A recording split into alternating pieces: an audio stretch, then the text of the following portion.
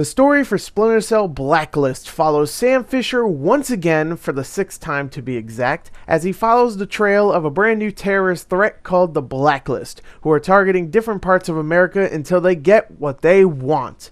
Sam and his cooperatives have to find out who is leading the Blacklist, where their next target is going to be, and how to stop them before it's too late. The story is actually very enjoyable because of its believable characters, great writing, and well-paced narrative. What I like about the story the most is that they make this kinda typical sounding terrorist group feel very threatening right from the beginning. I wanted Sam to find them before they caused any more problems. Now, talking about Sam Fisher is as rough, gruff, and badass as ever, even if they exchanged Michael Ironside with someone else.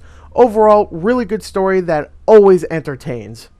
Now let's talk about the sound. Like I said, they did replace Michael Ironside with another voice actor named Eric Johnson. Luckily, he does a terrific job with the older, grittier Sam Fisher. His performance is just as good as Ironside's, which is impressive seeing that Ironside had 5 games to work with this character, and of course Eric Johnson only had 1. The rest of the voice acting is great as well and adds believability to their characters. The sound design has its fair share of gunfire and explosions, which sound great, but the quieter moments when you're sneaking around, dispatching enemies, sounds fantastic. Just hearing little environmental sound effects and just people talking from a distance, it just sounds really good. It gets you immersed into the experience. Especially since you can use the sounds that enemies make to locate where they are and take them out. So the sound is actually a part of the gameplay. Now there is a soundtrack, but the thing is that I don't remember anything about it. It was completely forgettable. So overall, I think the sound is great, with the exception of the soundtrack.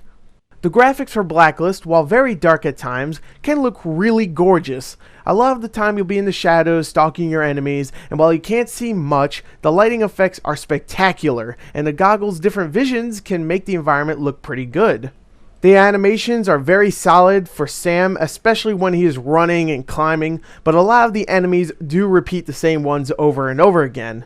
When the game brightens up, the scenery can look very beautiful and can even offer some really nice looking vistas. The texturing was fantastic, and I didn't see too many muddy ones or ones that wouldn't load. During the cutscenes, the character models of all the main characters are really well detailed and can look very realistic facial animation wise. There is times where the eyes can look a little dead and maybe they have some blank stares that look very inhuman, but they still look great. Overall, the graphics in Blacklist are fantastic. I do believe so, yes I do. But now let us talk about the gameplay, which Splinter Cell Blacklist is still an action/stealth game like its predecessor, Conviction. I for one thought Conviction was the best Splinter Cell game yet, and this game just builds on the gameplay I loved from Conviction. Each mission in the campaign has you globe-trotting to many different countries, states, and whatnot. Before you head into a mission though, you can suit up with a wide variety of different gadgets, weapons, suits, and goggles to wear. You can acquire more equipment later on by getting money from specific objectives in the missions or by completing each of the missions. The gameplay for the most part allows you to decide what you want to do. Do you want to go in guns a-blazing with an AK-47? Do you want to sneak your way through and take out anyone that is in your way with stealth kills? Or do you want to do a mixture of both of them?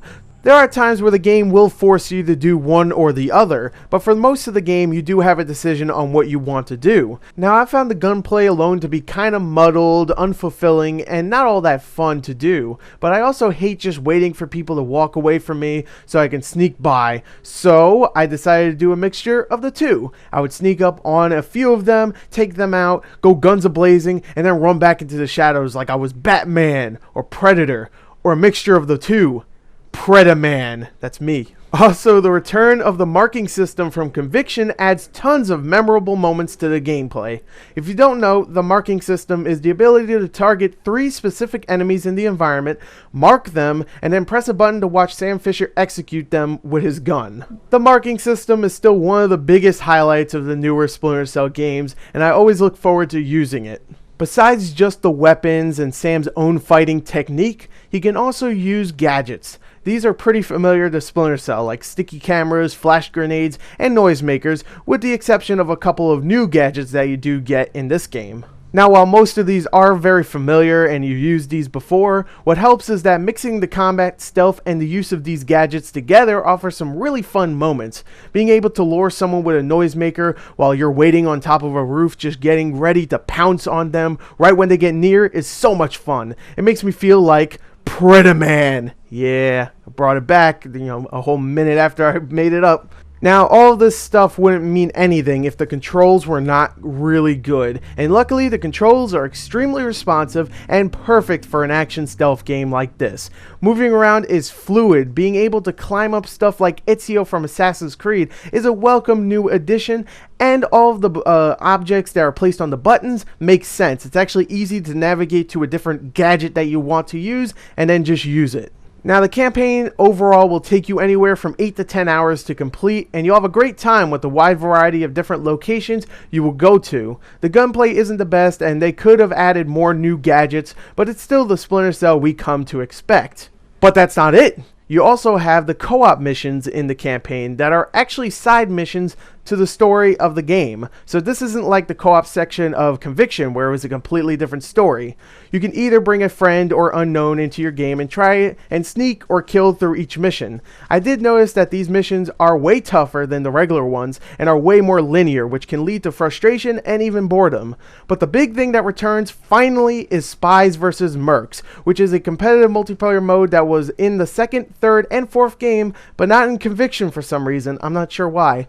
It makes its return here, and oh boy is it awesome. Playing as the spy is pretty much the same as playing as Sam Fisher. You get a couple of gadgets to use, an automatic takedown button to take out foes, and the ability to climb up into vents on pipes and other assorted objects in each environment. Playing as the mercenary turns into a completely different game, a first-person shooter, but it's always intense because you never know when one of the spies are going to just drop down and attack. When playing against experienced players, this game mode can get really intense on both sides. Spies vs. Mercs makes up for the frustrating co-op missions, and the combination of this and the solid campaign makes me recommend Splinter Cell Blacklist to anyone. A great story, solid acting, gorgeous visuals, and a ton of different ways to complete your missions.